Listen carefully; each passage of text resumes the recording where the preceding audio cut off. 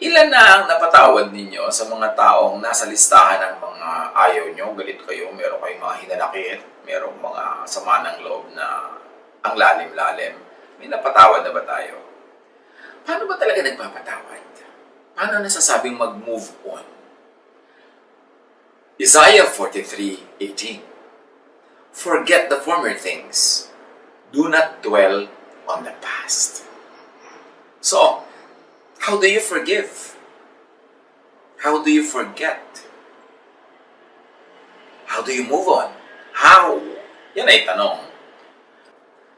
How to be really free from the painful past? Marami na kasi nag-try, yung mga nagpapatawad, pero biglang pagka na-trigger, galit pa rin pala talaga, lumalabas pa rin.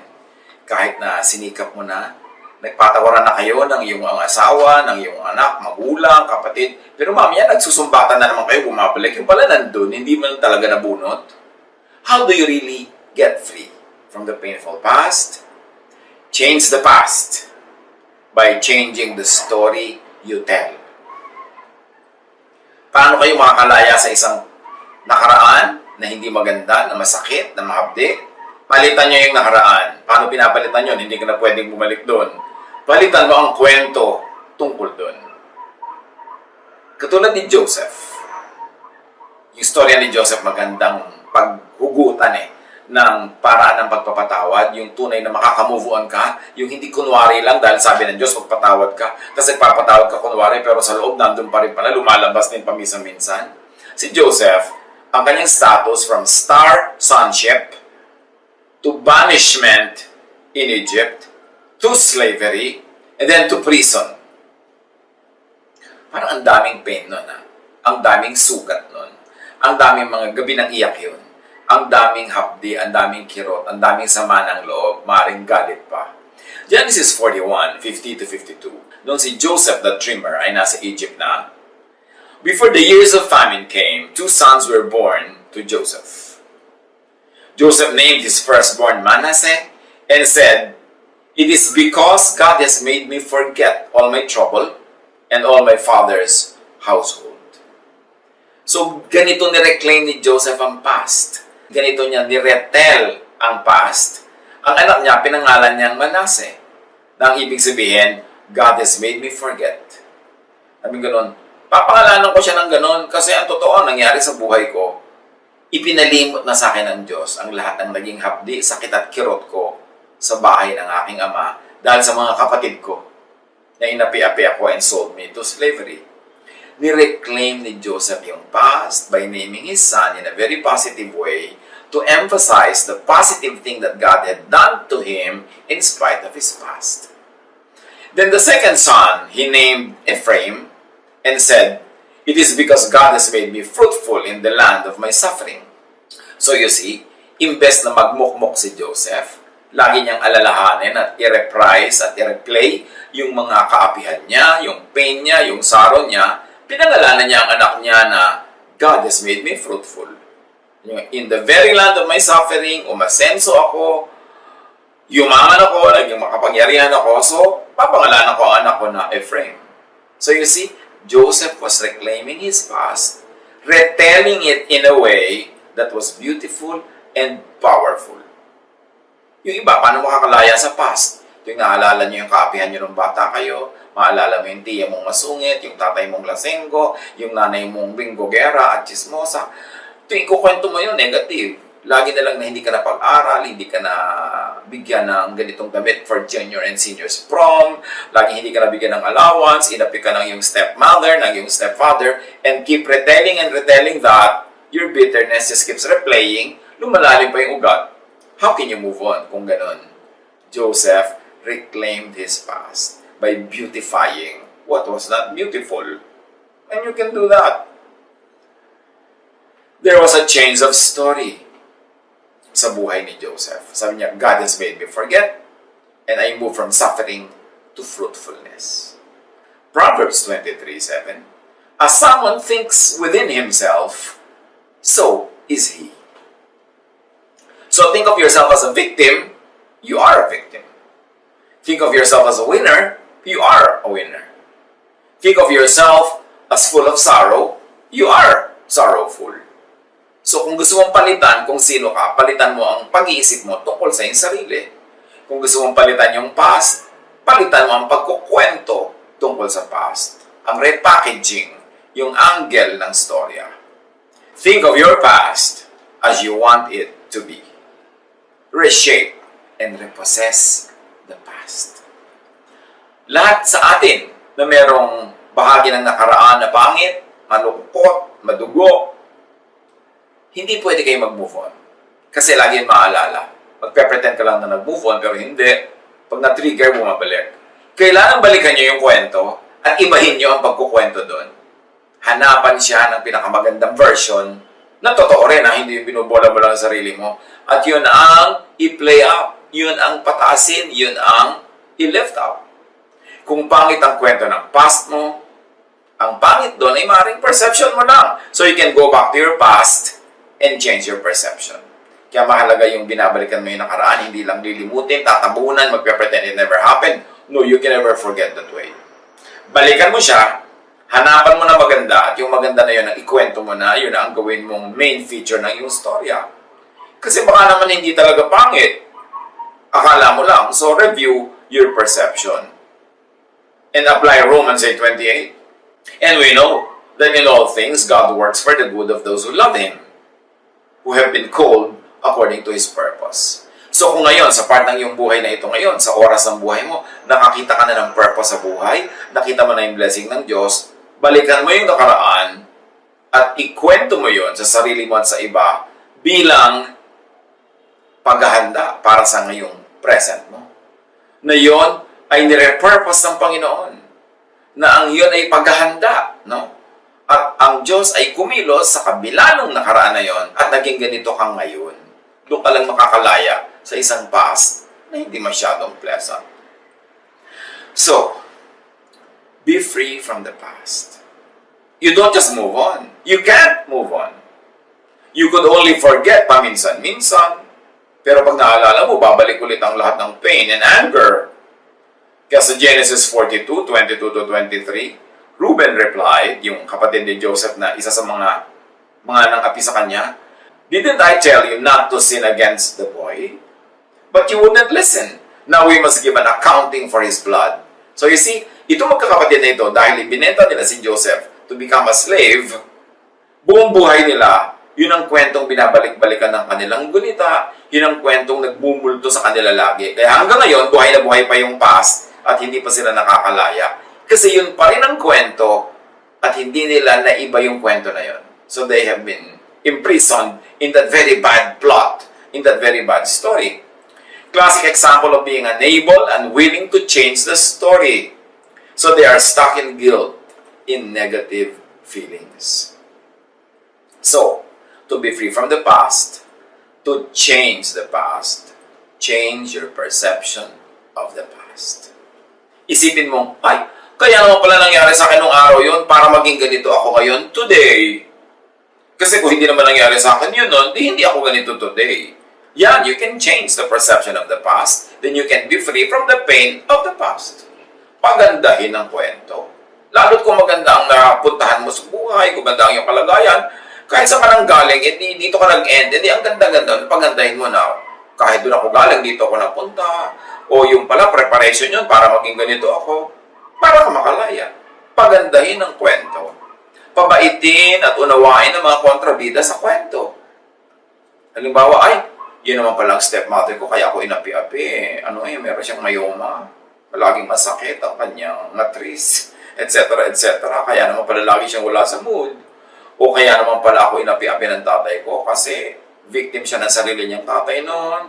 At naging alcoholic siya, kaya wala na siya sa katinuan. Pero dahil inapi nila ako, nagsikap ako, nag-aral ako, ngayon, umasenso na ako. Kung hindi nila ako inapi, baka naging katulad lang nila ako sa buhay kasi lagi akong sasama-sama sa kanila. So, buti na lang lumayo ako, nakabuti sa akin na aking paglayas mula sa napaka-impaktong buhay ko. So, ngayon, salamat at naging ganun yun dahil yun ang naging daan para maging ganito ako ngayon.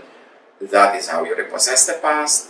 That is how you retell the past. So, you could really move on because you can forgive. You can only forgive when you retell the story. Genesis 45:4-7.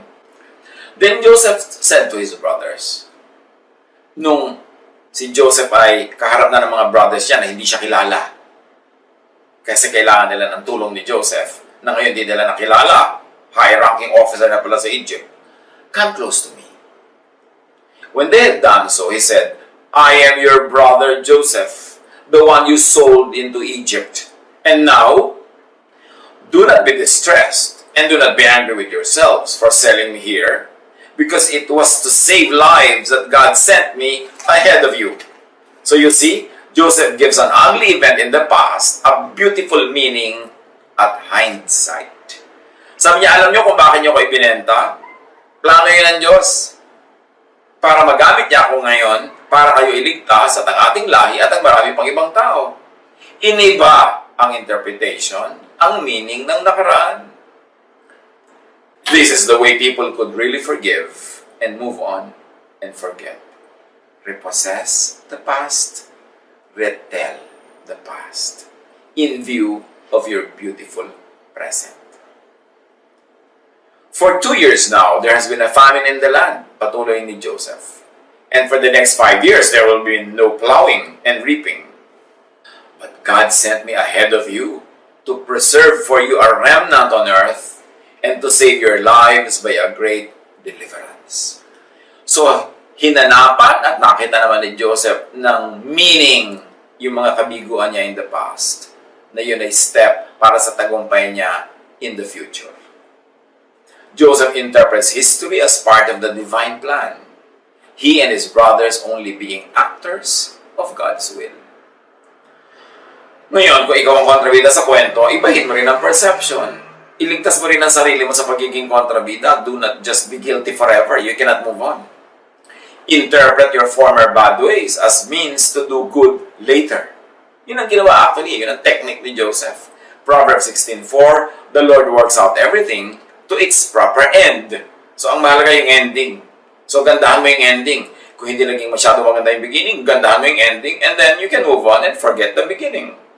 Job 37:13, whether for correction or for his word or for loving kindness, he causes it to happen. So, inascribe naman ni Job sa Diyos ang lahat ng nangyayari, kaya natanggap niya. Lamentations 3:58, you have taken up my cause, O Lord, you have redeemed my life. So, napaganda dahil pumasok ang Diyos sa eksena. Hindi forgiveness lang ang igagawad mo sa iba o sa sarili. That's not enough. It cannot work. Kundi, dapat ibigay mo understanding, then empathy, and then acceptance, like in Joseph's case. And even appreciation of them, of what they did. This will lead to your freedom. Forgiveness, madaling sabihin, I forgive you, pero ang totoo, nasa loob mo pa. Hanggang hindi mo siya nauunawa at inuunawa, hindi ka nakaka-identify sa kanyang mga pain and sorrows at hindi mo yun natatanggap at hindi mo na-appreciate yung mga ginawa niya kahit sa simula parang hindi maganda pero nakita mong ang kinawian maganda, hindi ka lalaya. You have to hukay the past, re-understand, reinterpret, and retell it. Genesis 50:15-21. When Joseph's brothers saw that their father was dead, they said, what if Joseph holds a grudge against us and pays us back for all the wrongs we did to him? But Joseph said to them, don't be afraid. Am I in the place of God? You intended to harm me, yes, but God intended it for good, to accomplish what is now being done, the saving of many lives. So then don't be afraid. I will provide for you and your children. And he assured them and spoke kindly to them. So, yun ang style ni Joseph. Sabi niya, okay, masama talagang balak niyo sa akin. Pero may magandang balak sa akin ng Diyos. At sa magandang balak na yun umuwi, ang mga ginawa niyo sa akin masama. So, tama na yan. Nakabuti para sa lahat ang nangyari. Move on na tayo. Philippians 3:13. But one thing I do, forgetting what is behind and straining toward what is ahead. How is Paul able to forget what is behind? Ang dami-dami niyang pinapatay ng mga followers ni Jesus. Ang dami-dami niyang pinahirapan. Paano siya nakamove on? Paul revised his perception of his bad past. Therefore, he could forget what is behind. Acts 26, 9-11 and 16-17.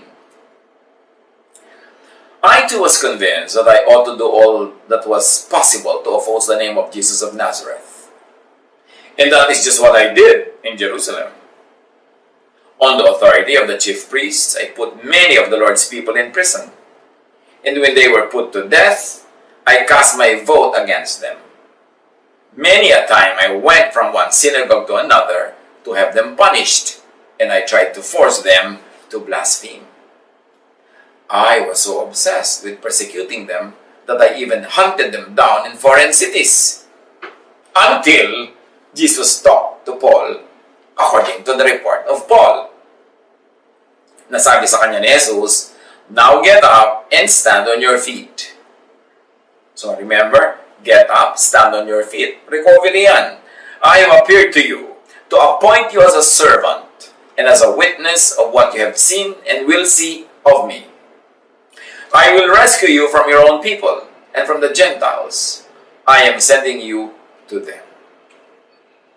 At pagkatapos, kinausap ng Diyos, kinausap ni Jesus, yung isang gagamitin niya para makarecover si Paul. Acts 9, 10-16. There was a follower of Jesus in Damascus named Ananias. In a vision, the Lord said to him, "Ananias." And Ananias answered, "Here I am, Lord." The Lord said to him, "Get up and go to the street called Straight Street. Find the house of Judas and ask for a man named Saul from the city of Tarsus. He is there now, praying. He has seen a vision in which a man named Ananias came and laid his hands on him so that he could see again." So in other words, sinasabi ni Jesus kay Ananias, pumunta ka doon para maging instrument ka na makakita uli si Saul. But Ananias answered, "Lord, many people have told me about this man. They told me about the many bad things he did to your holy people in Jerusalem. Now he has come here to Damascus. The leading priests have given him the power to arrest all people who trust in you." So in other words, ang thesis dito ni Ananias, a bad past, I or we will not forget. Bad ang past ni Paul. But the Lord said to Ananias, "Go. I have chosen Saul for an important work. I want him to tell other nations, the rulers, and the people of Israel about me.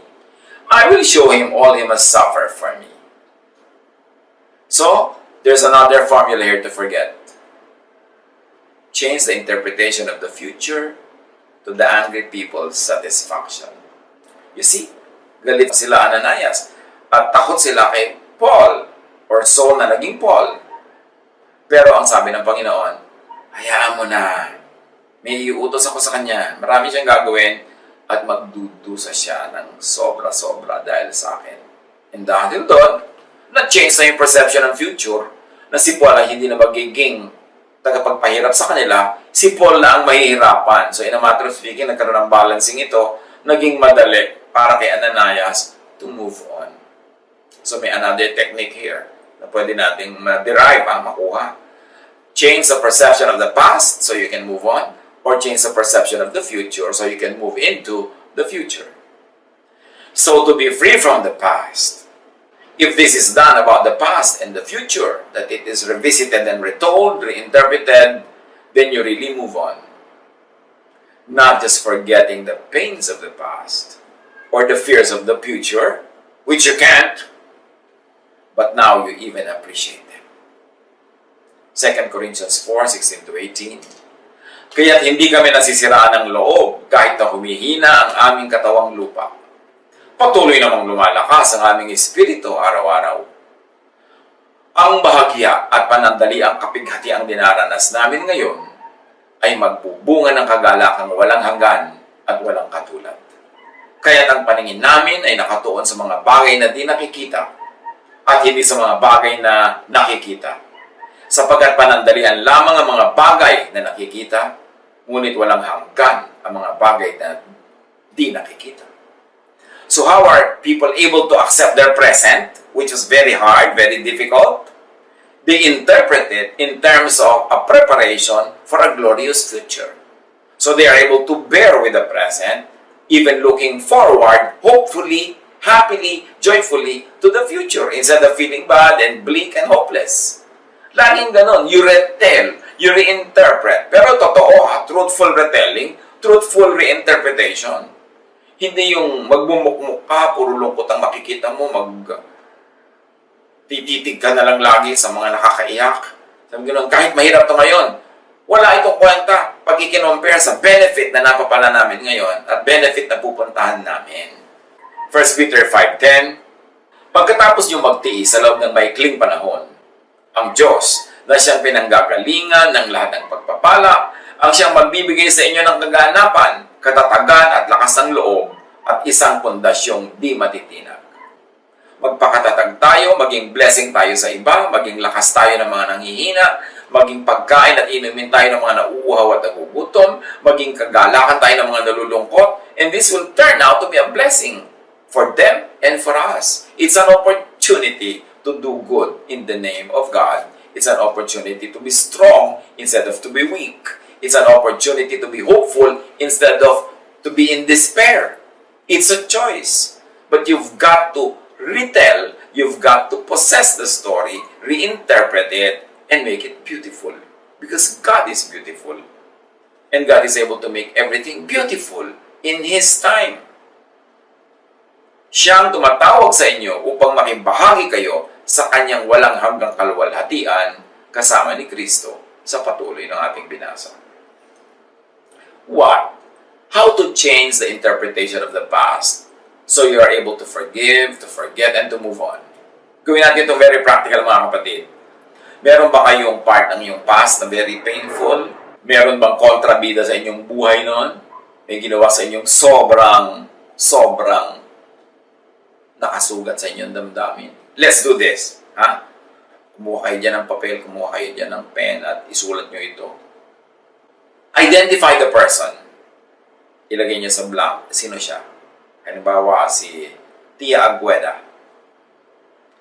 Name the act. Binuhusan ako ng kumukulong langis. Whatever it is.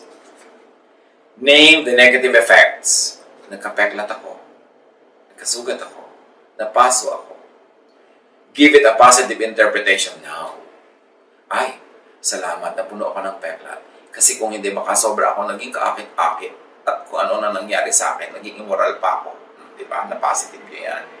Na nabuhusan ka ng kumukulong langis. Sabi mo, ay salamat, nabuhusan lang ako ng kumukulong langis. Hindi ako inilubog sa isang drum na langis. There's always something positive in it. There's always a way of retelling it and repossessing the story. And then see the hand of God in the story. God caused it. That yes, the Lord has given me this handicap to keep me humble. Otherwise, I could have probably nagwala ako sa buhay o naging sobra ako mayabang. God gave it a good result, an ending and meaning.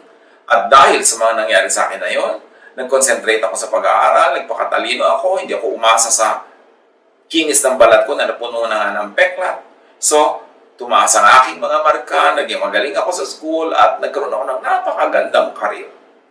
See the logic or the reason behind the act and the event. Kayo na mag-supply niyan. And see the good effect in you. Kayo mag-supply. Then be thankful for it. Now, you are ready to forgive. Dito pwede na. Doable na. Kasi naunawa nyo na ang nangyari. Nakita nyo na yung ganda nun.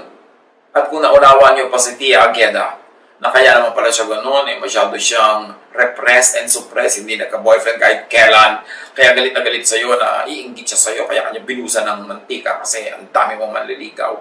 So nakita mong victim siya. At ngayon hindi mo lang siya uunawa, naawa ka pa. Awa pa ang nangyari. Only then can you really forgive. And do not forget, Tia Agueda, you can't change the meaning of the story, change its value, then move on. God bless all of us.